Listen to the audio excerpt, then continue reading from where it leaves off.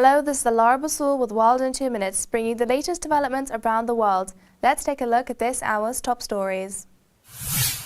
State media said a Riyadh court jailed 24 people, including a US citizen, for up to 27 years for forming a terrorist cell and attempting to attack Saudi and Bahrain. The defendants, sentenced to at least 2 years in prison, also include one Yemeni citizen, while the rest are all Saudi nationals. The US citizen, who was not named, was jailed for 17 years. The special court found them guilty of forming a terrorist cell that plotted attacks against oil pipelines and some citizens, and disobeying the kingdom's rulers, with some of them traveling to join wars abroad.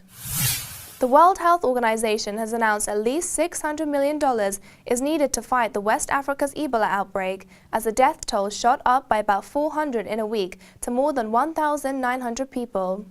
There have now been about 3,500 cases in Liberia, Sierra Leone, Guinea, Nigeria and Senegal. The UN said that fresh fears emerged in Nigeria after the government announced that a 7th person died of the virus. Experts warn Ebola could spread beyond the 5 Western countries that are already hit. Vladimir Putin says a peace deal between Ukraine and pro-Russian rebels could be reached on Friday at talks in Minsk. Visiting Mongolia, the Russian president described his views as very close to those of his Ukrainian counterpart after both leaders said they had agreed to a ceasefire process. Outlining a 7-step plan, in his words, to end the bloodshed, the Russian leader said armed self-defense units around Donetsk and Luhansk first had to stop offensive operations.